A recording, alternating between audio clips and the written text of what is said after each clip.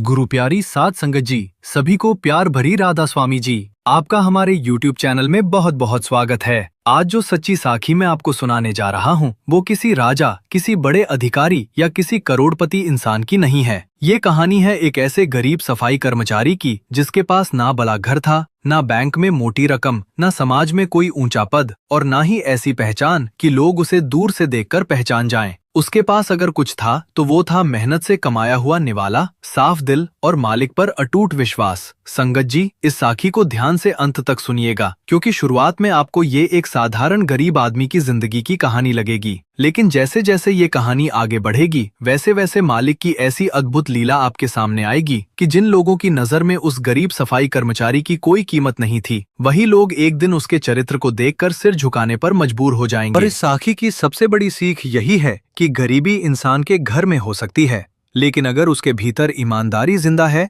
तो वो कभी गरीब नहीं होता। धन बहुत कुछ खरीद सकता है लेकिन सुकून नहीं खरीद सकता।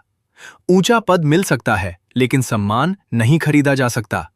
और बेईमानी से पैसा तो आ सकता है लेकिन रात की वो नींद नहीं आ सकती जो मेहनत की कमाई खाने वाले इंसान को मिलती है। उस गरीब सफाई कर्मचारी का नाम था हरिराम। उम्र करीब 55 वर्ष, सांवला चेहरा, माथे पर मेहनत की गहरी लकीरें, पैरों में घिसी हुई चप्पलें, शरीर पर जगह जगह से रफू किया हुआ खाकी कुर्ता और सिर पर एक पुरानी टोपी। पहली नजर में उसे देखने वाला शायद ही दोबारा उसकी तरफ ध्यान देता, लेकिन जो लोग उसे वर्षों से जानते थे वे एक बात जरूर कहते थे कि हरिराम जैसा ईमानदार इंसान पूरे शहर में ढूंढना मुश्किल है। हरिराम की जिंदगी बहुत साधारण थी। रोज सुबह 4 बजे उठ जाता था। जब शहर के ज्यादातर लोग गहरी नींद में सो रहे होते तब हरिराम अपनी छोटी सी चारपाई से उठकर सबसे पहले पानी से मुंह धोता, स्नान करता और फिर घर के एक छोटे से कोने में रखी मालिक की तस्वीर के सामने बैठ जाता। वहां ना कोई बड़ा मंदिर था, ना महंगी सजावट, बस एक छोटी सी तस्वीर, मिट्टी का दीपक और उसके पास रखी अगरबत्ती। हरिराम दीपक जलाता, दोनों हाथ जोड़ता और आंखें बंद करके बहुत धीमी आवाज में कहता, हे मालिक, आज भी मुझे ऐसा कोई काम मत करने देना जिससे मेरी आत्मा को शर्मिंदा होना पड़े। अगर भूखा रखना तो रख लेना, लेकिन किसी का हक खाने वाला मत बनाना। अगर गरीब रखना तो रख लेना, लेकिन मेरी ईमानदारी कभी मत छीनना। मेरी मेहनत छोटी हो सकती है, मेरा काम छोटा समझा जा सकता है, लेकिन मेरा चरित्र कभी छोटा मत होने देना। ये प्रार्थना उसकी रोज की आदत थी। उसके बाद वो अपनी पुरानी साइकिल बाहर निकालता। साइकिल इतनी पुरानी थी कि उसके पहियों से चलने पर आवाज आती थी। घंटी कई वर्षों से खराब थी और ब्रेक भी ठीक से काम नहीं करते थे, लेकिन हरिराम उसे बहुत प्यार से साफ करता। एक दिन उसकी पत्नी कमला ने हंसते हुए पूछा था, तुम इस पुरानी साइकिल को इतना साफ क्यों करते हो? नई तो खरीद नहीं सकते? हरिराम मुस्कुराया और बोला, नई नहीं खरीद सकता, लेकिन जो मालिक ने दिया है उसकी कदर तो कर सकता हूं। यही साइकिल मेरी रोजी रोटी का सहारा है। इसका सम्मान करना भी मेरे लिए मालिक का शुक्रिया अदा करना है। इतना कहकर वो अपनी साइकिल पर बैठ जाता और शहर की गलियों की ओर निकल पड़ता। उसका काम था सड़कों की सफाई करना, नालियों से कचरा निकालना, दुकानों और गलियों के आसपास जमा गंदगी हटाना और शहर को साफ रखना। काम आसान नहीं था। गर्मी हो, सर्दी हो या बरसात, हरिराम का काम नहीं रुकता था। कई बार दोपहर की तेज धूप में सड़क इतनी गर्म हो जाती कि पैरों के नीचे चप्पलें भी तपने लगती। कई बार बरसात में गंदा पानी घुटनों तक भर जाता, लेकिन हरिराम अपना काम करता रहता। कुछ लोग उसकी मेहनत की इज्जत करते थे, लेकिन कुछ लोग ऐसे भी थे जो उसे इंसान की नजर से देखते ही नहीं थे। जब वो सड़क साफ करता तो कुछ लोग अपनी महंगी गाड़ियों के शीशे ऊपर कर लेते, कुछ दुकानदार उसके कूड़ा फेंक देते और हरिराम, यही तो तुम्हारा काम है, जल्दी से साफ कर। वो बस मुस्कुरा देता और कहता, जी साहब, फिर झाड़ू उठाकर वही कूड़ा साफ करने लगता। उसके साथ काम करने वाले एक कर्मचारी ने एक बार उससे पूछा, तू कभी गुस्सा नहीं होता? लोग तेरे सामने कूड़ा फेंकते हैं और तू फिर भी उन्हें नमस्कार करता है। हरिराम ने झाड़ू चलाते हुए कहा, भाई, अगर कोई अपना स्वभाव खराब कर रहा है तो उसके कारण मैं अपना स्वभाव क्यों खराब करूं? मेरा काम सड़क साफ करना है। दिल में गंदगी जमा करना नहीं। उस कर्मचारी के पास कोई जवाब नहीं था। हरिराम का छोटा सा घर शहर के किनारे बनी मजदूरों की बस्ती में था। मिट्टी की दीवारें, टीन की छत और बरसात के मौसम में कई जगह से टपकता पानी। लेकिन उस छोटे से घर में एक चीज बहुत बड़ी थी, संतोष। उसकी पत्नी कमला भी बहुत समझदार और सीधी सादी महिला थी। दोनों की एक बेटी थी जिसका नाम था सुहानी। सुहानी पढ़ाई में बहुत तेज थी। वो हमेशा अपनी किताबों में लगी रहती और उसका सपना था कि एक दिन वो अध्यापिका बने। लेकिन घर की आर्थिक स्थिति उसके सपनों के रास्ते में बार बार खड़ी हो जाती थी। कई बार स्कूल की फीस भरने के लिए हरिराम को अपनी जरूरतें टालनी पड़ती थीं। एक बार उसकी चप्पल पूरी तरह टूट गई। रास्ते में चलते समय पैर जमीन से लगने लगा। कमला ने कहा, अब तो नई चप्पल ले लो, कितने दिन से कह रही हूं। हरिराम ने अपनी जेब में रखे पैसे गिने और चुप हो गया। उसी समय सुहानी अपनी किताब लेकर आई और बोली, बाबा, स्कूल में नई किताबें लानी हैं। हरिराम ने चप्पल की तरफ देखा, फिर बेटी की किताब की तरफ और मुस्कुराकर बोला, चप्पल 2 महीने और चल जाएगी, किताब अभी चाहिए। कमला ने उसकी तरफ देखा तो उसकी आंखें भर आईं। उसने कहा, तुम हमेशा अपनी जरूरत छोड़ देते हो। हरिराम हंसते हुए बोला, मेरी जरूरत क्या है? 2 वक्त की रोटी और काम करने लायक शरीर। लेकिन बेटी की पढ़ाई रुक गई तो उसका सपना टूट जाएगा। मैं गरीब हूं, लेकिन अपनी बेटी के सपनों को गरीब नहीं होने दूंगा। सुहानी ने यह बात सुनी तो वो अपने पिता से लिपट गई। उस दिन उसने मन ही मन तय किया कि चाहे कितनी भी मुश्किल आए, वो पढ़ाई नहीं छोड़ेगी। संगत जी, हरिराम के पास पैसा कम था, लेकिन उसकी सोच बहुत बड़ी थी। वो अपनी बेटी से हमेशा कहता, सुहानी, याद रखना, पढ़ लिखकर बड़ी नौकरी करना अच्छी बात है, लेकिन सबसे पहले अच्छा इंसान बनना। क्योंकि नौकरी छूट सकती है, पैसा खत्म हो सकता है, पद बदल सकता है, लेकिन इंसान का चरित्र उसके साथ जिंदगी भर चलता है। सुहानी अक्सर अपने पिता की बातें ध्यान से सुनती और शायद यही कारण था कि छोटी उम्र में ही उसके भीतर भी अपने पिता जैसा साफ दिल पैदा होने लगा था। हरिराम के बारे में नगर निगम में भी एक बात मशहूर थी। अगर किसी को रास्ते में कोई कीमती सामान मिल जाए और वह सामान हरिराम के हाथ लग जाए, तो लोग निश्चिंत रहते थे कि वह सामान अपने असली मालिक तक जरूर पहुंचेगा। कई बार उसे पैसे से भरे पर्स मिले, कई बार मोबाइल मिले। एक बार उसे सड़क किनारे सोने की एक अंगूठी मिली थी। उसने वह अंगूठी कार्यालय में जमा कर दी। जब असली मालिक आया और उसने पूछा, तुमने इसे रखा क्यों नहीं? तो हरिराम ने हंसकर कहा, क्योंकि इस पर आपका नाम नहीं लिखा था। अगर मैं इसे घर ले जाता तो अपने बच्चों को क्या सिखाता? वह आदमी कुछ पल उसे देखता रहा और फिर बोला, तुम बहुत गरीब हो। हरिराम मुस्कुराया और बोला, घर से गरीब हूं साहब, लेकिन अगर किसी का हक रख लूं तो मन से गरीब हो जाऊंगा। वो गरीबी मुझे मंजूर नहीं। उसकी यही बात धीरे धीरे पूरे विभाग में प्रसिद्ध हो गई। लेकिन जहां ईमानदारी की तारीफ होती है, वहां कभी कभी ईर्ष्या भी पैदा होती है। नगर निगम में ही एक कर्मचारी था जिसका नाम था सुरेश। सुरेश हरिराम से उम्र में छोटा था और कई वर्षों से वहां काम कर रहा था। लेकिन उसकी आदतें अलग थीं। वो लोगों से छोटे बड़े काम करवाने के लिए पैसे लेता था, कभी किसी फाइल को आगे बढ़ाने के नाम पर, कभी किसी सफाई ठेकेदार की मदद करने के नाम पर।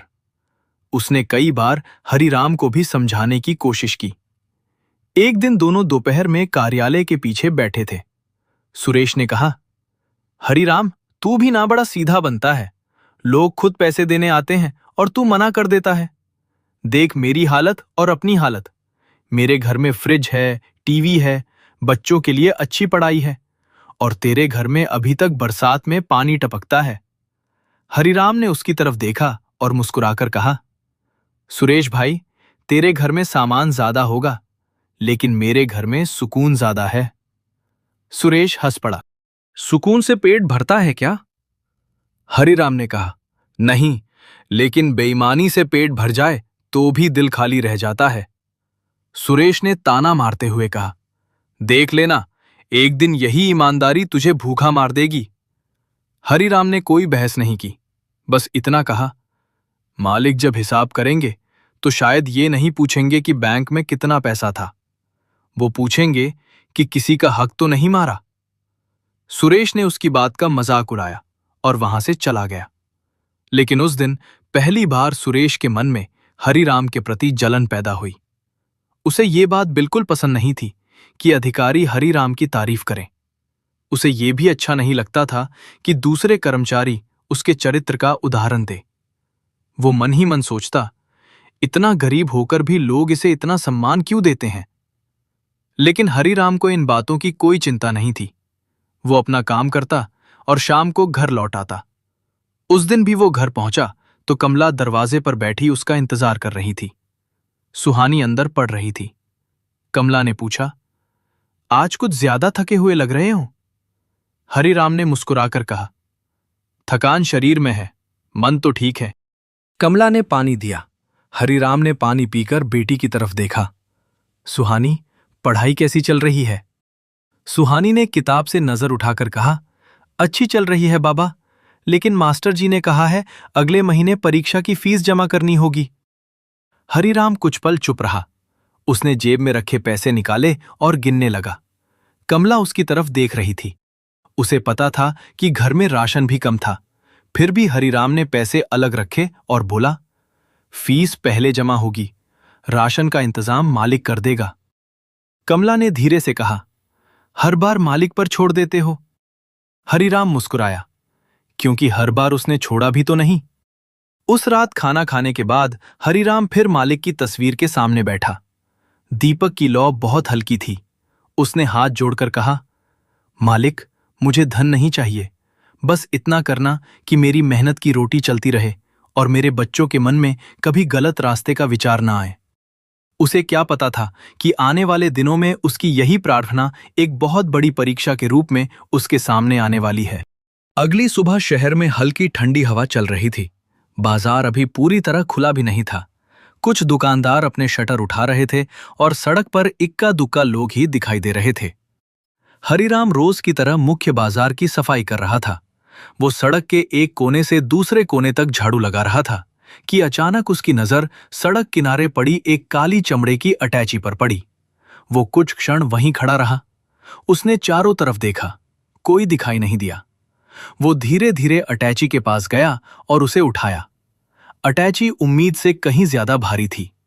पीछे से उसके दो साथी सफाई कर्मचारी भी वहां आ गए। एक ने उत्सुकता से पूछा, क्या है इसमें? हरिराम ने कहा, पता नहीं। दूसरे ने हंसकर कहा, खोलकर देखना, हो सकता है पैसे हों। पहले ने भी मजाक करते हुए कहा, आज तो मालिक ने तेरी गरीबी दूर करने का इंतजाम कर दिया। दोनों हंसने लगे। हरिराम ने अटैची को अपने हाथ में कसकर पकड़ा और बहुत शांत स्वर में बोला, जिस चीज पर मेरा नाम नहीं लिखा उस पर मेरा अधिकार भी नहीं लिखा।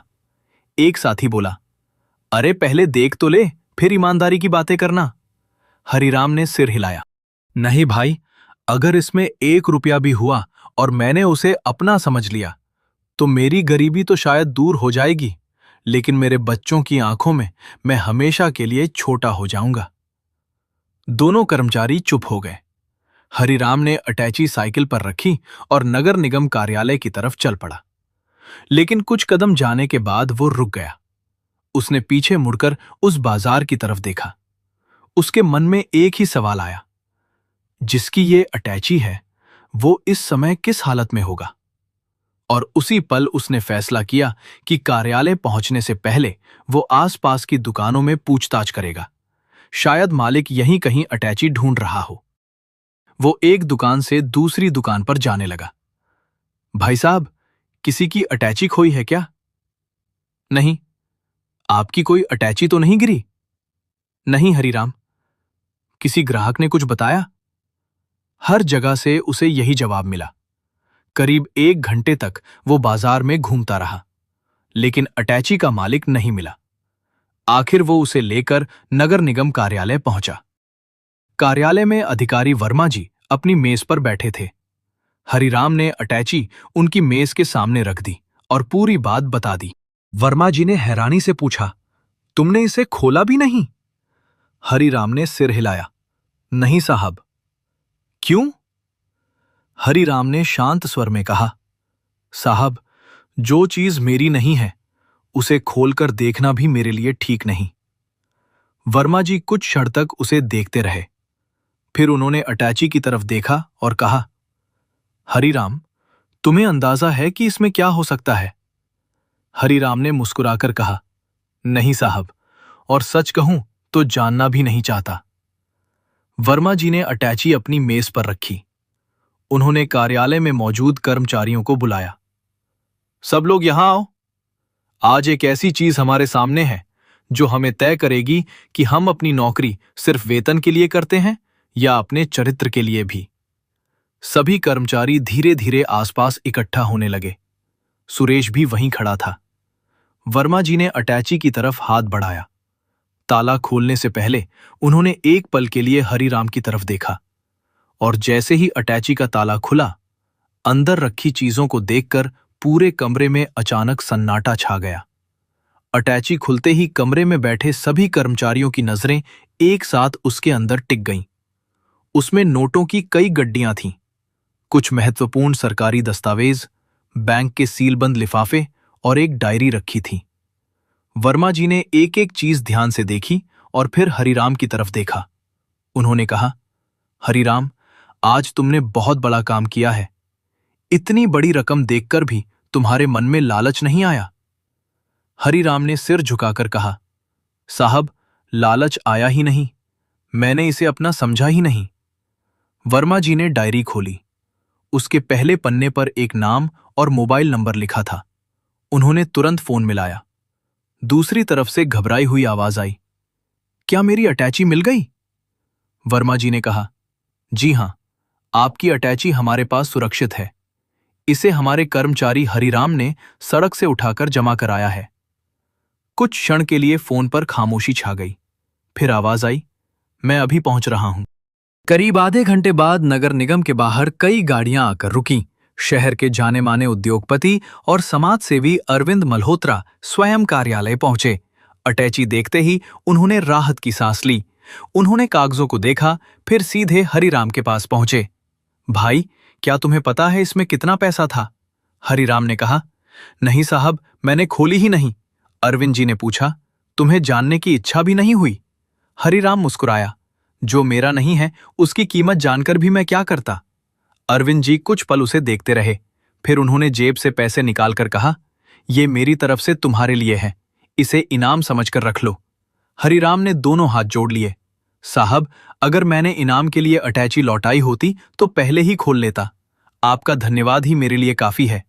ये सुनकर वहां मौजूद कर्मचारियों ने तालियां बजाईं। अरविंद जी की आंखें भी नम हो गईं। उन्होंने कहा, हरिराम, आज तुमने मुझे याद दिलाया है कि ईमानदारी अभी खत्म नहीं हुई। लेकिन भीड़ में खड़ा सुरेश चुप था। उसके चेहरे पर खुशी नहीं बल्कि जलन थी।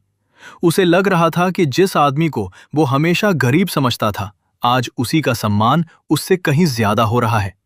उधर हरिराम शाम को घर लौटा तो उसने कमला और अपनी बेटी सुहानी को पूरी बात बताई। सुहानी खुशी से बोली, बाबा, आज तो आपको बहुत बड़ा इनाम मिला होगा। हरिराम हंस पड़ा, नहीं बेटी, मैंने कोई इनाम नहीं लिया। सुहानी ने पूछा, क्यों? हरिराम ने कहा, क्योंकि सही काम करने के लिए इनाम की जरूरत नहीं होती। उस रात उसने मालिक की तस्वीर के सामने हाथ जोड़कर कहा, मालिक, आज लोगों ने मेरी तारीफ की है, मेरे मन में इसका अहंकार मत आने देना। लेकिन उसे नहीं पता था कि अगले ही दिन उसकी जिंदगी में ऐसी मुसीबत आने वाली थी जिसके सामने उसकी सारी ईमानदारी को कटघरे में खड़ा कर दिया जाएगा। अगली सुबह नगर निगम कार्यालय में सफाई व्यवस्था के लिए कुछ नगद रकम आई। सुरेश पहले से ही अपनी योजना बना चुका था। उसने मौका देखकर रकम में से एक बड़ा हिस्सा निकाला और उसे एक थैले में रख दिया। फिर वह थैला उसी पुराने स्टोर रूम में ले गया जहां हरिराम अपनी झाड़ू और सफाई के सामान रखता था। उसने चारों तरफ देखा और थैला हरिराम के सामान के पीछे छिपा दिया। उसके चेहरे पर मुस्कान थी। वह मन ही मन बोला, अब देखता हूं तेरी ईमानदारी। कुछ देर बाद कैशियर ने शोर मचा दिया, पैसे गायब हैं। पूरा कार्यालय हिल गया। वर्मा जी ने सभी कर्मचारियों को वहीं रुकने का आदेश दिया। तलाशी शुरू हुई। अलमारियां देखी गईं, मेजें देखी गईं और आखिर में स्टोर रूम की बारी आई। जैसे ही हरिराम की झाड़ू के पीछे रखा थैला मिला, सबकी नजरें उसी पर टिक गईं। थैले में वही गायब हुई रकम थी। सुरेश ने तुरंत कहा, साहब, अब तो सबूत सामने है। हरिराम कुछ क्षण उस थैले को देखता रहा, फिर उसने कहा, साहब, मैंने इसे पहली बार अभी देखा है। वर्मा जी ने गंभीर होकर पूछा, हरिराम, ये तुम्हारे सामान के पीछे मिला है, तुम क्या कहना चाहते हो? हरिराम ने अपनी जेब में रखे छोटे से मालिक के लॉकेट को हाथ लगाया और बोला, मैं बस इतना कह सकता हूं कि मैंने चोरी नहीं की। अगर आपको मुझ पर विश्वास नहीं है तो कानून अपना काम करे, लेकिन मालिक को साक्षी मानकर कहता हूं कि मैं निर्दोष हूं। सुरेश बोला, साहब, यही लोग सबसे ज्यादा ईमानदारी की बातें करते हैं। हरिराम ने उसकी तरफ देखा लेकिन कुछ नहीं कहा। पुलिस को बुलाया गया। एक अधिकारी ने हरिराम से पूछताछ की। उसने हर सवाल का शांतिपूर्वक जवाब दिया। आखिरकार पुलिस उसे अपने साथ ले जाने लगी। दरवाजे पर पहुंचकर हरिराम ने एक बार पीछे मुड़कर कार्यालय को देखा और मन ही मन कहा, मालिक, अगर ये मेरी परीक्षा है तो मुझे शक्ति देना। मैंने किसी का हक नहीं लिया, अब मेरा सम्मान भी आपके हाथ में है। उधर जब ये खबर घर पहुंची तो कमला के पैरों तले जमीन खिसक गई। सुहानी रोते हुए बोली, मेरे बाबा चोर नहीं हो सकते। कमला ने मालिक की तस्वीर अपने हाथों में लेकर कहा, मालिक, हमें गरीबी मंजूर है, लेकिन झूठा कलंक मत देना। और उसी समय शहर के उद्योगपति अरविंद मल्होत्रा के पास भी ये खबर पहुंच चुकी थी। उन्होंने जैसे ही सुना कि अटैची लौटाने वाला हरिराम चोरी के आरोप में पकड़ा गया है, वे तुरंत अपनी कुर्सी से उठ खड़े हुए। उन्होंने कहा, ये नहीं हो सकता। जिस आदमी ने इतनी बड़ी रकम को हाथ तक नहीं लगाया, वो इस छोटी रकम के रिलेटेड चोरी नहीं कर सकता। यहां जरूर कुछ गलत हुआ है। उन्होंने तुरंत अपनी गाड़ी निकलवाई और नगर निगम कार्यालय की ओर चल पड़े। रास्ते भर उनके मन में हरिराम का वही चेहरा घूमता रहा। उन्हें उसकी एक बात बार बार याद आ रही थी, जो मेरा नहीं है उसकी कीमत जानकर भी मैं क्या करूंगा। कार्यालय पहुंचते ही अरविंद जी ने वर्मा जी से कहा, क्या आपने सीसीटीवी रिकॉर्डिंग देखी? वर्मा जी ने कहा, स्टोर रूम का कैमरा कई दिनों से खराब दिख रहा था। तभी कंप्यूटर ऑपरेटर बोला, सर, कैमरा स्क्रीन पर नहीं दिख रहा था, लेकिन संभव है कि रिकॉर्डिंग सर्वर पर सेव हुई हो। वर्मा जी ने तुरंत कहा, अभी रिकॉर्डिंग निकालो। कंप्यूटर स्क्रीन सामने रखी गई। कुछ मिनटों तक सभी चुपचाप देखते रहे। फिर स्क्रीन पर सुरेश दिखाई दिया। वो धीरे धीरे स्टोर रूम में गया। उसने चारों तरफ देखा, फिर अपनी जेब से वही थैला निकाला और हरिराम की झाड़ू के पीछे छिपा दिया। कमरे में सन्नाटा छा गया। सुरेश का चेहरा पीला पड़ गया। अरविंद जी ने उसकी तरफ देखते हुए कहा, जिस आदमी को तुमने चोर बनाने की कोशिश की, उसी की ईमानदारी ने तुम्हारा झूठ पकड़ लिया। पुलिस ने तुरंत सुरेश को हिरासत में ले लिया और कुछ देर बाद हरिराम को वापस कार्यालय लाया गया। जिस आदमी को कुछ घंटे पहले लोग शक की नजर से देख रहे थे, अब वही लोग उसके सामने सिर झुकाकर खड़े थे। वर्मा जी ने आगे बढ़कर कहा, हरिराम, हमें माफ कर दो। हमने तुम्हारी वर्षों की ईमानदारी पर एक पल में शक कर लिया। हरिराम ने बस इतना कहा, साहब, गलती इंसान से ही होती है, मैं किसी से नाराज नहीं हूं। संगत जी, अगर आपको भी लगता है कि ऐसी साखियां हमें ईमानदारी, विश्वास और अच्छे कर्मों की याद दिलाती हैं, तो इस वीडियो को लाइक जरूर कीजिए और कमेंट में राधा स्वामी जी लिखकर अपनी हाजिरी लगाइए। अगर आप हमारे चैनल पर पहली बार आए हैं तो सब्सक्राइब जरूर कर लीजिए और सब्सक्राइब करने के बाद बेल आइकॉन दबाकर ऑल बटन भी जरूर चुनिए, ताकि ऐसी सच्ची साखियां आप तक समय पर पहुंचती रहें। लेकिन हरिराम के सामने अब सबसे बड़ा सवाल यह था कि सुरेश ने उसके साथ इतना बड़ा छल क्यों किया, और जब सुरेश उसके सामने लाया गया तो हरिराम उसके साथ क्या करने वाला था। सुरेश को पुलिस के सामने खड़ा देखकर हरिराम कुछ पल तक उसे देखता रहा। सुरेश की आंखें नीचे थीं। जिस आदमी के चेहरे पर कुछ समय पहले घमंड था, अब वहां डर और शर्म साफ दिखाई दे रही थीं। वर्मा जी ने हरिराम से कहा, तुम चाहो तो इसके खिलाफ सख्त कार्रवाई की मांग कर सकते हो। इसने सिर्फ चोरी की कोशिश नहीं की, बल्कि तुम्हें जेल भिजवाने की साजिश भी की। हरिराम कुछ देर चुप रहा, फिर बोला, साहब, कानून अपना काम करे। मैंने किसी को बचाने की जिम्मेदारी नहीं ली है। लेकिन मैं अपने दिल में किसी के लिए नफरत नहीं रखना चाहता। सुरेश ने उसकी तरफ देखा। उसकी आंखों से आंसू निकल आए। हरिराम, मुझे माफ कर दे। हरिराम ने कहा, माफी मांगने से पहले अपने मन से ये निकाल दे कि किसी की तरक्की देखकर जलना चाहिए। हर इंसान को मालिक ने अलग रास्ता दिया है। सुरेश कुछ नहीं बोल सका। उस घटना के बाद हरिराम को पूरे शहर में सम्मान मिलने लगा, लेकिन उसके जीवन में कोई बदलाव नहीं आया। वो आज भी सुबह 4 बजे उठता, मालिक की तस्वीर के सामने बैठता और फिर अपनी पुरानी साइकिल लेकर काम पर निकल जाता। एक दिन अरविंद मल्होत्रा स्वयं उसके घर पहुंचे। उन्होंने कहा, हरिराम, मैं तुम्हारी बेटी की पढ़ाई की जिम्मेदारी लेना चाहता हूं। हरिराम ने हाथ जोड़कर कहा, आपका आशीर्वाद मेरे लिए बहुत है, लेकिन मैं अपनी बेटी की पढ़ाई अपनी मेहनत से कराना चाहता हूं। अरविंद जी बोले, ये दान नहीं है, मैं इसे उस ईमानदारी का सम्मान मानता हूं जिसने मुझे भी बहुत कुछ सिखाया है। हरिराम ने कुछ क्षण सोचा और फिर कहा, अगर इससे किसी गरीब बच्चे की पढ़ाई भी हो सकती है तो मैं इसे स्वीकार कर लूंगा। अरविंद जी मुस्कुराए। उन्होंने कहा, तो फिर सिर्फ सुहानी की नहीं, मैं ऐसे कई बच्चों की पढ़ाई में मदद करूंगा जिनके माता पिता मेहनत करते हैं लेकिन फीस भरना मुश्किल है। हरिराम की आंखें भर आईं। उसने हाथ जोड़कर कहा, मालिक, मैं तो एक छोटा सा इंसान हूं, आपने मेरी छोटी सी ईमानदारी से इतने लोगों का भला कर दिया। समय बीतता गया। सुहानी की पढ़ाई आगे बढ़ती रही। वो अपने पिता की तरह हर परिस्थिति में सच्चाई का साथ देती रही। लेकिन एक शाम अचानक हरिराम की तबीयत बिगड़ गई। काम करते समय उसे चक्कर आया और वो सड़क किनारे बैठ गया। साथियों ने उसे घर पहुंचाया। कमला घबरा गई। तुम्हें डॉक्टर को दिखाना पड़ेगा, हरिराम ने कहा। कल दिखा लेंगे। लेकिन कमला ने इस बार उसकी बात नहीं मानी। अगले दिन उसे अस्पताल ले जाया गया। डॉक्टर ने जांच के बाद बताया कि उसे कुछ समय आराम की जरूरत है। हरिराम के लिए आराम करना आसान नहीं था। उसके मन में सबसे बड़ी चिंता यही थी कि अगर वो काम पर नहीं जाएगा तो घर का खर्च कैसे चलेगा। सुहानी ने उसका हाथ पकड़कर कहा, बाबा, आपने हमेशा हमें सिखाया है कि मुश्किल समय में मालिक पर भरोसा रखना चाहिए। अब आप खुद क्यों चिंता कर रहे हैं? हरिराम मुस्कुराया। बेटी, भरोसा है, चिंता भी इंसान होने के कारण होती है। कमला ने कहा, तुमने जिंदगी भर दूसरों के लिए काम किया है, अब कुछ दिन अपने लिए भी जी लो। हरिराम ने पहली बार उसकी बात मान ली।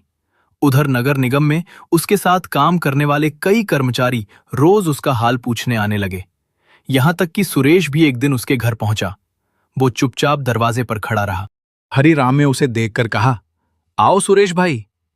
सुरेश अंदर आया और बोला, मैंने तुम्हारे साथ जो किया था उसे याद करके आज भी शर्माती है। हरिराम ने कहा, पुरानी बातों को बार बार याद करके खुद को मत जलाओ। अगर गलती समझ आ गई है तो आगे का जीवन बदल दो। सुरेश ने कहा, तुमने मुझे उस दिन बचाया नहीं था, फिर भी तुमने मेरे लिए नफरत नहीं रखी। हरिराम हंसा। अगर मैं नफरत रखता तो तुम्हारी गलती से ज्यादा तुम्हारी याद मेरे मन में रहती। मुझे मालिक का नाम याद रखना है, तुम्हारी गलती नहीं। सुरेश की आंखों से आंसू बह निकले। उस दिन से दोनों के रिश्ते बदल गए। कुछ महीनों बाद हरिराम पूरी तरह ठीक हो गया और फिर काम पर लौट आया। लेकिन अब शहर के लोग उसे सिर्फ सफाई कर्मचारी के रूप में नहीं देखते थे। जब वो सड़क साफ करता तो कई लोग रुककर उसे नमस्कार करते। एक स्कूल के बच्चों ने एक दिन उसे सड़क पर देखा। वे अपने अध्यापक के साथ जा रहे थे। अध्यापक ने बच्चों से कहा, बच्चों, इन्हें पहचानते हो? बच्चों ने सिर हिलाया। अध्यापक बोले, इन्होंने हमें सिखाया है कि किसी भी काम को छोटा नहीं समझना चाहिए और ईमानदारी का कोई पद नहीं होता। बच्चों ने हरिराम को नमस्कार किया। हरिराम भावुक हो गया। उसने कहा, बच्चों, मुझे नहीं, अपने माता पिता को सम्मान देना। उन्होंने तुम्हें पढ़ने का अवसर दिया है। और याद रखना, जीवन में कितना कमाते हो उससे ज्यादा जरूरी है कि कमाते कैसे हो। एक बच्चा बोला, चाचा, अगर कोई हमें धोखा दे तो क्या करें? हरिराम ने मुस्कुराकर कहा, पहले सच का साथ दो, फिर कानून पर भरोसा रखो, लेकिन अपने दिल में बदला मत पालो। बच्चे चले गए। हरिराम कुछ देर उन्हें देखता रहा। उसके चेहरे पर वही पुरानी शांति थी। समय के साथ उसकी बेटी सुहानी की पढ़ाई पूरी होने लगी। उसने अध्यापक बनने के लिए परीक्षा दी। परिणाम आया तो वो अच्छे अंकों से पास हो गई। वो दौड़ती हुई घर आई। बाबा! हरिराम बाहर बैठा अपनी साइकिल साफ कर रहा था। सुहानी ने उसके हाथ में परिणाम की प्रति रख दी। मैं पास हो गई।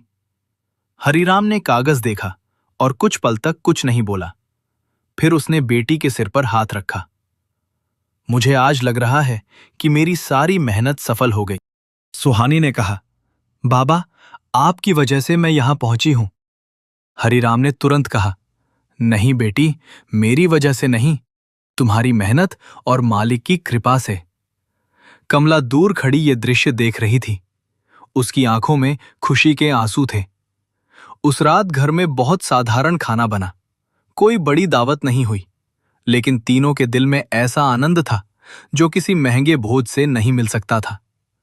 खाने के बाद सुहानी ने पिता से पूछा, बाबा, अगर आपको जिंदगी में एक चीज बदलने का मौका मिले तो क्या बदलेंगे? हरिराम ने कुछ देर सोचा, फिर कहा, कुछ भी नहीं। सुहानी ने पूछा, गरीबी भी नहीं? हरिराम मुस्कुराया, गरीबी ने मुझे मेहनत सिखाई, मुश्किलों ने धैर्य सिखाया और ईमानदारी ने मुझे सिर उठाकर जीना सिखाया। अगर इन सबको हटा दूं तो फिर हरिराम बचेगा ही क्या? सुहानी चुप हो गई।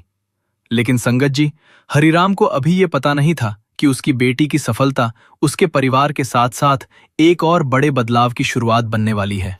क्योंकि जिस स्कूल में सुहानी की नियुक्ति होने वाली थी, वहां उसे अपने पहले ही दिन ऐसा बच्चा मिलने वाला था जिसकी जिंदगी देखकर उसे अपने पिता की पुरानी बातें याद आने वाली थीं। और उसी बच्चे के कारण हरिराम की ईमानदारी की कहानी एक बार फिर ऐसे मोड़ पर पहुंचने वाली थी जहां उसे अपने जीवन का सबसे बड़ा फैसला लेना था। सुहानी की नियुक्ति शहर के एक सरकारी स्कूल में हो गई। जिस दिन वो पहली बार अध्यापिका बनकर स्कूल पहुंची, उसके चेहरे पर खुशी के साथ एक अलग ही जिम्मेदारी दिखाई दे रही थी। उसे बार बार अपने पिता की बातें याद आ रही थीं। बेटी, पढ़ लिखकर बड़ी नौकरी करना अच्छी बात है, लेकिन सबसे पहले अच्छा इंसान बनना। कक्षा में पहुंचते ही उसने बच्चों से परिचय शुरू किया। लगभग सभी बच्चे उत्साह से अपने बारे में बता रहे थे, लेकिन आखिरी बेंच पर बैठा एक लड़का चुप था। उसके कपड़े पुराने थे और उसके पास किताबें भी पूरी नहीं थीं।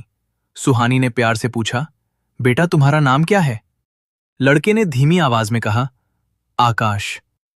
पढ़ाई में मन लगता है? आकाश ने सिर झुका लिया। धीरे धीरे सुहानी को पता चला कि आकाश की मां घरों में काम करती थीं और उसके पिता कई वर्षों पहले परिवार छोड़कर चले गए थे। फीस और किताबों का खर्च उठाना उसके लिए मुश्किल था। सुहानी को अपने पिता की याद आ गई। उसे याद आया कि कभी उसके पास भी किताबें खरीदने के पैसे नहीं होते थे और उसके पिता अपनी जरूरतें छोड़कर उसकी पढ़ाई कराते थे। उसने उसी दिन आकाश की पढ़ाई में मदद करने का फैसला कर लिया, लेकिन उसने ये बात किसी को नहीं बताई। कुछ दिन बाद आकाश ने परीक्षा में पूरे स्कूल में सबसे अच्छे अंक प्राप्त किए। प्रधानाचार्य ने उसकी तारीफ की और पूछा, तुमने इतनी मेहनत कैसे की? आकाश ने कहा, मैडम ने कहा था कि गरीबी पढ़ाई से बड़ी नहीं होती। सुहानी की आंखें भर आईं। शाम को उसने घर जाकर पिता को ये बात बताई। हरिराम ने कहा, बेटी, यही असली कमाई है। जब तुम्हारी वजह से किसी का रास्ता थोड़ा आसान हो जाए तो समझो मालिक ने तुम्हारी मेहनत स्वीकार कर ली।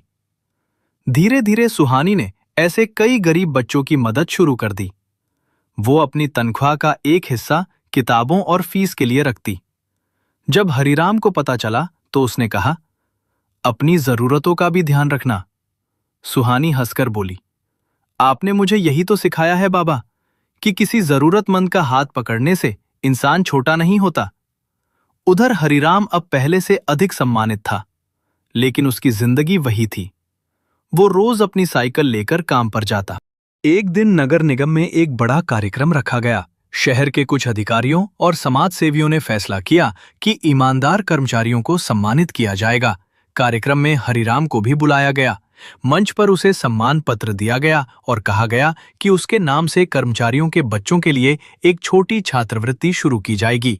हरिराम ने सम्मान पत्र हाथ में लिया और कहा, मैं अकेला इसके योग्य नहीं हूं। ये सम्मान उन सभी मेहनतकश लोगों का है जो कम साधनों में भी अपने बच्चों को सही रास्ता दिखाते हैं। कार्यक्रम के बाद अरविंद मल्होत्रा ने हरिराम से कहा, तुमने मुझे एक बात सिखाई है, पैसा कमाना आसान है लेकिन सही तरीके से जीना मुश्किल। हरिराम मुस्कुराया, साहब, सही रास्ता मुश्किल जरूर है लेकिन मन को हल्का रखता है। इसी बीच वहां सुरेश भी आया। अब उसके व्यवहार में पहले जैसा घमंड नहीं था। उसने हरिराम से कहा, भाई, मैं भी अब अपनी कमाई का कुछ हिस्सा जरूरतमंदों के लिए रखता हूं। हरिराम ने उसके कंधे पर हाथ रखा। बस यही बदलाव सबसे बड़ी जीत है। सुरेश ने कहा, तूने मुझे बदल दिया। हरिराम बोला, मैंने नहीं, तेरी समझ ने तुझे बदला है। समय बीतता गया। एक दिन शहर में अचानक बहुत तेज बारिश हुई। नदियां और नाले उफान पर आ गए। कई निचले इलाकों में पानी भर गया। नगर निगम ने सभी कर्मचारियों को तुरंत राहत कार्य में लगाया। हरिराम भी बिना सोचे काम पर निकल पड़ा। उसने कई घंटे लगातार पानी में उतरकर लोगों को सुरक्षित जगह पहुंचाने में मदद की। रात तक वो पूरी तरह भीग चुका था। कमला ने फोन पर कहा, अब घर लौट आओ। हरिराम ने जवाब दिया, जब तक आखिरी परिवार सुरक्षित नहीं हो जाता कैसे लौटूं? उसी रात एक खबर आई कि बस्ती के पास एक छोटा बच्चा पानी में फंस गया है। हरिराम बिना देर किए वहां पहुंचा। पानी बहुत तेज था। बाकी लोग डर रहे थे। हरिराम ने रस्सी कमर से बांधी और पानी में उतर गया। कुछ देर बाद वो बच्चे को सुरक्षित बाहर लेकर आया। बच्चे की मां उसके पैरों में गिरकर रोने लगी। हरिराम ने उसे उठाया और कहा, बहन, मेरे पैरों में मत गिरो, बच्चे को संभालो। अगले दिन पूरे शहर में उसकी बहादुरी की चर्चा होने लगी। लेकिन हरिराम ने फिर वही कहा, मैंने वही किया जो किसी इंसान को करना चाहिए। संगत जी, यही तो फर्क होता है अच्छे इंसान और केवल अच्छे दिखने वाले इंसान में। अच्छा दिखने वाला इंसान तब तक अच्छा रहता है जब तक लोग उसे देख रहे हों, लेकिन सच्चा इंसान तब भी सही काम करता है जब उसे देखने वाला कोई नहीं होता। हरिराम की जिंदगी में यही बात बार बार दिखाई देती थी। उसकी बेटी सुहानी भी अब अपने स्कूल में बच्चों को यही सीख देने लगी थी। एक दिन उसने कक्षा में बच्चों से पूछा, बताओ सबसे बड़ा धन क्या है? किसी ने कहा पैसा, किसी ने कहा घर, किसी ने कहा सोना। सुहानी मुस्कुराई और बोली, सबसे बड़ा धन है ऐसा चरित्र जिसे बेचने की जरूरत ना पड़े। बच्चों ने उसकी बात ध्यान से सुनी। शाम को घर लौटकर उसने ये बात पिता को बताई। हरिराम ने हंसकर कहा, अब तो तू मुझसे भी अच्छी बातें करने लगी है। सुहानी ने कहा, मैंने कुछ नया नहीं कहा बाबा, सब आपसे ही सीखा है। दोनों हंस पड़े। लेकिन उसी रात हरिराम को एक खबर मिली जिसने उसे अंदर तक हिला दिया। नगर निगम के पुराने हिस्से में काम करने वाले कुछ गरीब कर्मचारियों की नौकरी ठेकेदार बदलने के कारण खतरे में थी। उनमें कई ऐसे लोग थे जिनके घर में कमाने वाला केवल एक ही व्यक्ति था।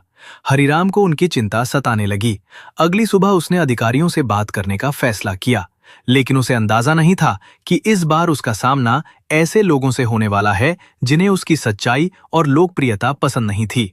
और जब हरिराम उन कर्मचारियों के लिए आवाज उठाने कार्यालय पहुंचा, तभी उसके सामने एक ऐसा कागज रख दिया गया जिसे देखकर उसके चेहरे की मुस्कान पहली बार गायब हो गई। हरिराम ने वो कागज हाथ में लिया और ध्यान से पढ़ने लगा। उसमें लिखा था कि नगर निगम के सफाई विभाग में काम करने वाले कई पुराने कर्मचारियों की सेवाएं समाप्त की जा रही हैं और उनकी जगह नई एजेंसी के कर्मचारियों को रखा जाएगा। हरिराम ने अधिकारी से पूछा, साहब, इन लोगों का क्या होगा? इनमें से कई तो 20-20 साल से यहां काम कर रहे हैं। अधिकारी ने थके हुए स्वर में कहा, हरिराम, ये फैसला ऊपर से आया है, हम इसमें कुछ नहीं कर सकते। हरिराम ने कागज मेज पर रखा और बोला, अगर कानून में रास्ता है तो कोशिश करनी चाहिए। इन लोगों के घर में बच्चे हैं, बूढ़े माता पिता हैं, नौकरी चली गई तो उनका घर कैसे चलेगा? अधिकारी ने कहा, तुम अकेले क्या कर लोगे? हरिराम ने शांत स्वर में जवाब दिया, अकेला आदमी शायद कुछ न कर पाए, लेकिन सच्ची बात लेकर खड़ा हो तो मालिक रास्ता जरूर बनाता है। उसने उन सभी कर्मचारियों की सूची तैयार की और उनके दस्तावेज इकट्ठे करने लगा। कई लोगों को भरोसा नहीं था कि एक साधारण सफाई कर्मचारी उनकी नौकरी बचाने के लिए इतना प्रयास करेगा। सुरेश भी उसके साथ खड़ा हो गया। उसने कहा, इस बार मैं भी तेरे साथ हूं। हरिराम मुस्कुराया, बस अपना काम ईमानदारी से करना, बाकी मालिक पर छोड़ दे। दोनों ने मिलकर अधिकारियों के सामने कर्मचारियों की स्थिति रखी। उन्होंने बताया कि कई कर्मचारियों की सेवा अवधि पूरी होने के बावजूद उन्हें उचित सूचना नहीं दी गई थी। मामला ऊपर के अधिकारियों तक पहुंचा। कुछ दिनों तक कोई निर्णय नहीं हुआ। इस बीच कर्मचारियों के घरों में चिंता बढ़ती जा रही थी।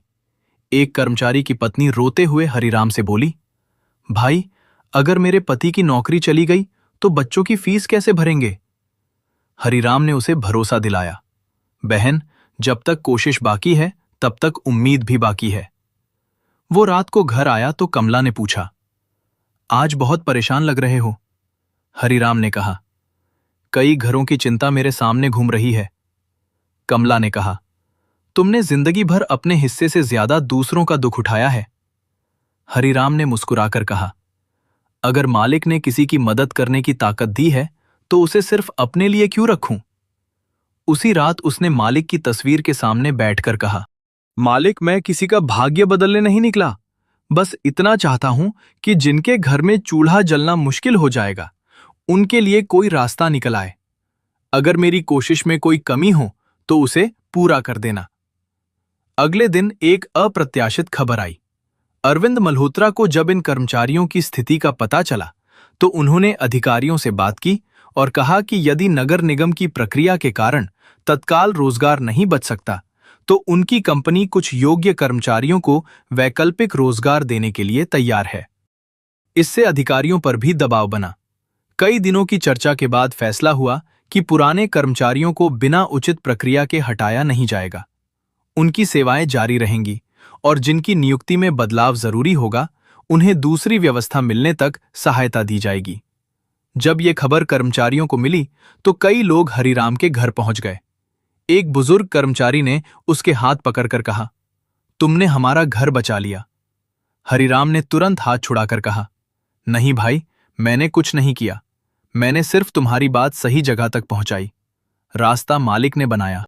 उसकी आंखों में खुशी थी, लेकिन चेहरे पर कोई गर्व नहीं। सुहानी ये सब देख रही थी। उसने पिता से पूछा, बाबा, आप हर किसी की मदद क्यों करते हैं? हरिराम ने कहा, क्योंकि बेटी, जिस दिन इंसान दूसरे के दर्द को अपना समझना सीख जाता है उसी दिन उसका जीवन सिर्फ अपने लिए नहीं रहता। सुहानी कुछ देर चुप रही। फिर उसने कहा, मैं भी आपकी तरह बनना चाहती हूं। हरिराम हंसकर बोला, मेरी तरह नहीं, मुझसे बेहतर बनना। समय आगे बढ़ा। सुहानी अब स्कूल में स्थायी अध्यापिका बन चुकी थी। वो अपनी तनख्वाह से गरीब बच्चों के लिए किताबें खरीदती और कई बच्चों की पढ़ाई में मदद करती। एक दिन स्कूल में उसे पता चला कि आकाश की मां बहुत बीमार है और घर में इलाज के पैसे नहीं हैं। सुहानी ने तुरंत अस्पताल में मदद की व्यवस्था की।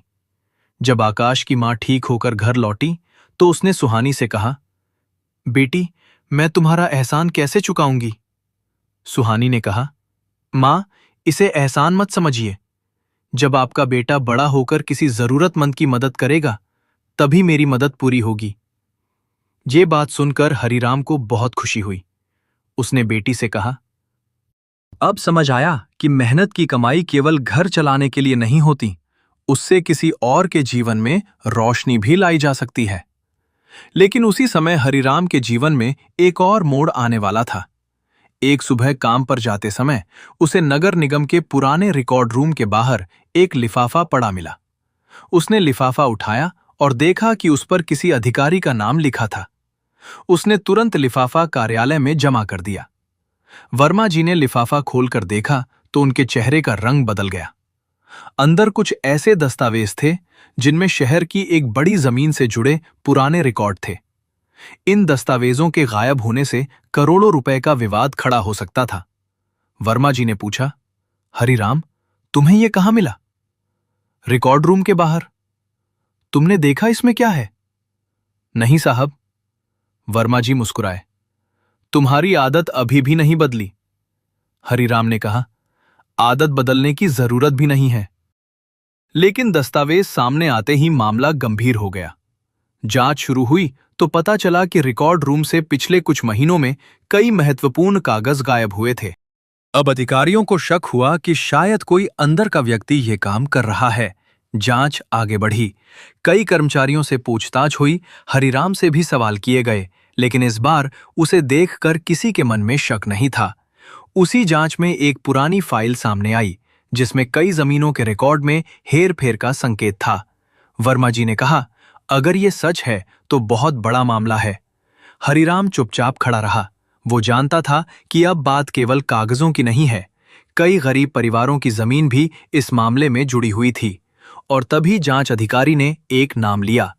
वो नाम सुनते ही हरिराम के चेहरे का भाव बदल गया, क्योंकि वो नाम उसके लिए बिल्कुल अनजान नहीं था। उसी व्यक्ति का संबंध उस पुराने रिकॉर्ड रूम से था और अब शक की सुई उसी की तरफ घूम रही थी। हरिराम ने धीरे से पूछा, साहब, क्या आपने उसके घर और कार्यालय की जांच की है? अधिकारी ने कहा, अभी नहीं।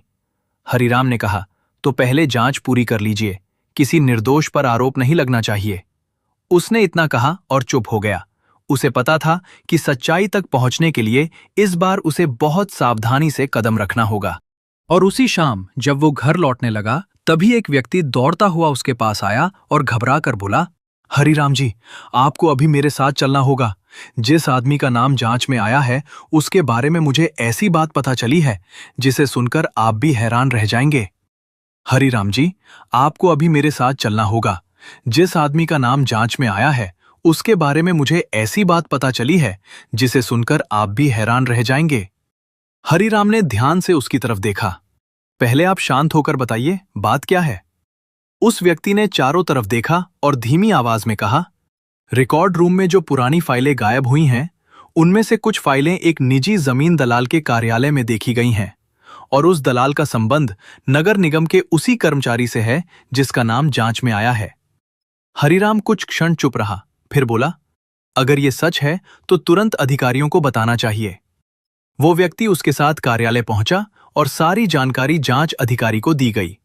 अधिकारियों ने तुरंत जांच शुरू कर दी। कुछ घंटों बाद उस कर्मचारी के कार्यालय की तलाशी ली गई। वहां से कई पुराने दस्तावेज और उनकी प्रतियां बरामद हुईं। जांच में धीरे धीरे पूरा मामला सामने आने लगा। कुछ लोग गरीब परिवारों की जमीन के कागजों में बदलाव करके उन्हें उनकी जमीन से वंचित करने की कोशिश कर रहे थे। इस काम में अंदर के कुछ लोगों की मदद ली जा रही थी। हरिराम को जब ये पता चला तो उसने कहा, साहब, अगर इन कागजों की वजह से किसी गरीब का घर बच सकता है तो कृपया पूरी जांच कीजिए। किसी निर्दोष को परेशानी नहीं होनी चाहिए और दोषी चाहे कितना भी बड़ा हो, उसे बचना नहीं चाहिए।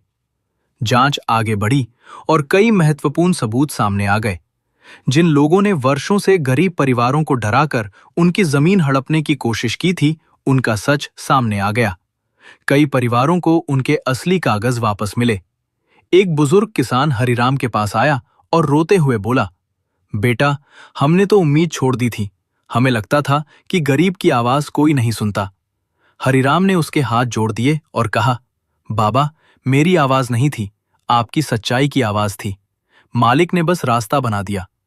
वो बुजुर्ग उसकी तरफ देखता रहा और उसकी आंखों से आंसू बहते रहे।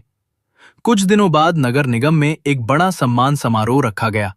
इस बार हरिराम को मंच पर बुलाया गया। अधिकारी ने कहा, हरिराम ने अपने जीवन में केवल ईमानदारी नहीं दिखाई, बल्कि जहां भी अन्याय देखा वहां बिना किसी स्वार्थ के सही बात के लिए खड़ा हुआ। ऐसे कर्मचारी किसी भी संस्था की ताकत होते हैं। पूरा हॉल तालियों से गूंज उठा। हरिराम मंच पर गया, लेकिन उसकी नजर सबसे पहले अपनी पत्नी कमला और बेटी सुहानी को ढूंढ रही थी। दोनों पीछे बैठी थीं। कमला की आंखों में खुशी के आंसू थे। सुहानी अपने पिता को देखकर मुस्कुरा रही थी। अधिकारी ने हरिराम को एक सम्मान पत्र और कुछ धनराशि देने की कोशिश की। हरिराम ने कहा, साहब, सम्मान मैं स्वीकार कर लूंगा, क्योंकि ये मेरी मेहनत का सम्मान है। लेकिन अगर अनुमति हो तो इस धनराशि से गरीब कर्मचारियों के बच्चों के लिए किताबें खरीद दीजिए। कुछ पल के लिए पूरा हॉल शांत हो गया। फिर जोरदार तालियां बजने लगी। सुहानी की आंखों से आंसू निकल पड़े। उसे अपने पिता की वही पुरानी बात याद आ गई। बेटी, मेहनत की कमाई से पेट भरता है, लेकिन अच्छे कर्मों से जीवन भरता है। समारोह खत्म होने के बाद सुहानी अपने पिता के पास आई। उसने कहा, बाबा, आज मुझे आप पर बहुत गर्व हो रहा है। हरिराम ने उसके सिर पर हाथ रखा और बोला, मुझे भी तुझ पर गर्व है बेटी, क्योंकि मेरी सबसे बड़ी कमाई तू है। कमला ने मुस्कुराकर कहा, आप दोनों बाप बेटी बस एक दूसरे की तारीफ करते रहो। तीनों हंस पड़े। उस रात घर बहुत साधारण था। वही छोटा सा आंगन, वही पुरानी दीवारें, वही साधारण भोजन, लेकिन उस छोटे से घर में संतोष बहुत बड़ा था। खाना खाने के बाद हरिराम मालिक की तस्वीर के सामने बैठ गया। उसने हाथ जोड़े और धीरे से कहा, मालिक, मैंने जिंदगी में बहुत कुछ नहीं मांगा। बस इतना चाहता हूं कि जब तक सांस है मेरे हाथ से किसी का नुकसान ना हो। मुझे धन से ज्यादा साफ मन चाहिए। मेरे परिवार को सही रास्ते पर रखना, और अगर कभी हमारे सामने किसी जरूरतमंद की मदद करने का अवसर आए तो हमें पीछे मत हटने देना। कुछ देर तक वो आंखें बंद किए बैठा रहा। फिर सुहानी उसके पास आकर बैठ गई। उसने पूछा, बाबा, क्या आपको लगता है कि मालिक हमारी हर बात सुनते हैं? हरिराम मुस्कुराया, बेटी, मालिक केवल हमारी बातें नहीं सुनते, वो हमारे कर्म भी देखते हैं। इसलिए उनसे मांगने से पहले हमें अपने कर्मों को ठीक करना चाहिए। सुहानी ने पूछा, तो क्या ईमानदार इंसान को कभी दुख नहीं मिलता? हरिराम ने कहा, दुख तो हर इंसान के जीवन में आता है। ईमानदारी दुख को रोकती नहीं, लेकिन दुख के समय इंसान को टूटने से बचाती है। जब मन साफ होता है तो मुश्किल समय में भी भीतर से आवाज आती है कि घबराना मत, मालिक सब देख रहे हैं। सुहानी चुपचाप पिता की बात सुनती रही। हरिराम ने आगे कहा, और एक बात हमेशा याद रखना, अगर कोई तुम्हारे साथ गलत करे तो बदला लेने से पहले ये देखना कि क्या तुम उसके कारण अपना मन भी खराब कर रही हो। दूसरे की गलती की सजा अपने दिल को मत देना। सुहानी ने पिता के हाथ पकड़ लिए। मैं आपकी बात हमेशा याद रखूंगी। समय बीतता गया। हरिराम की उम्र बढ़ती गई। एक दिन उसने अपनी पुरानी साइकिल सुहानी को दिखाते हुए कहा, देख बेटी, इसने मेरे साथ कितने साल काट दिए। सुहानी हंसकर बोली, बाबा, अब इसे छोड़ दीजिए, मैं आपके लिए नई साइकिल लेकर आऊंगी। हरिराम ने मुस्कुराकर कहा, नई साइकिल ले आना, लेकिन पुरानी को फेंकना मत। ये मुझे याद दिलाती है कि इंसान की कीमत उसकी चीजों से नहीं होती। कुछ दिनों बाद सुहानी सचमुच उसके लिए नई साइकिल लेकर आई। हरिराम ने नई साइकिल को देखा और फिर पुरानी साइकिल पर हाथ फेरते हुए कहा, मालिक ने जरूरत से ज्यादा दिया, तो इसे भी सेवा में लगा देना। सुहानी ने पूछा, कैसे? हरिराम ने कहा, किसी गरीब बच्चे को स्कूल पहुंचाने के काम आएगी। सुहानी मुस्कुरा दी। उसे समझ आ गया था कि उसके पिता के लिए हर चीज का मतलब केवल अपना सुख नहीं था। वो हर वस्तु में सेवा का अवसर खोज लेते थे। संगत जी, हरिराम की जिंदगी हमें यही सिखाती है कि इंसान की पहचान उसके कपड़ों, पद या बैंक में रखे पैसों से नहीं होती। एक गरीब सफाई कर्मचारी के पास बड़ा घर नहीं था, उसके पास महंगी गाड़ी नहीं थी, उसके पास कोई ऊंचा पद नहीं था, लेकिन उसके पास ऐसा चरित्र था जिसे कोई खरीद नहीं सकता था। उसने अपनी गरीबी को कभी अपनी कमजोरी नहीं बनने दिया। उसने मेहनत को बोझ नहीं समझा। उसने दूसरों के दुख को तमाशा नहीं समझा। और सबसे बड़ी बात, उसने मालिक पर विश्वास करना कभी नहीं छोड़ा। कई बार जिंदगी में ऐसा होता है कि हम सही काम करते हैं, लेकिन तुरंत उसका परिणाम नहीं मिलता। तब मन में सवाल आता है कि जब हम ईमानदार हैं तो हमारे साथ मुश्किल क्यों हो रही है। लेकिन हरिराम की जिंदगी यही जवाब देती है कि सच्चाई का फल हमेशा तुरंत नहीं मिलता। कभी कभी मालिक इंसान को परीक्षा से गुजारते हैं ताकि दुनिया नहीं, खुद इंसान अपने भीतर की ताकत को पहचान सके। जिस दिन हरिराम पर झूठा आरोप लगा था, उस दिन अगर वो टूट जाता तो शायद उसकी कहानी वहीं खत्म हो जाती। लेकिन उसने भरोसा नहीं छोड़ा, उसने बदला नहीं लिया, उसने अपने दिल में नफरत नहीं रखी, और आखिर में सच्चाई स्वयं सामने आ गई। इसलिए अगर आज आपके जीवन में भी कोई परेशानी है, अगर कोई आपके साथ अन्याय कर रहा है, अगर आपको लगता है कि आपकी मेहनत की कद्र नहीं हो रही, तो अपने सही रास्ते को मत छोड़िए।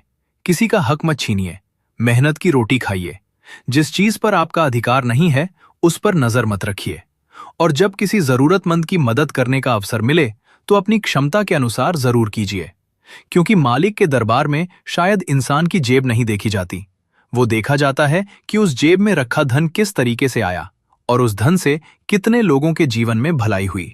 हरिराम ने आखिर तक यही रास्ता चुना, और उसकी सबसे बड़ी जीत ये नहीं थी कि पूरे शहर ने उसका सम्मान किया।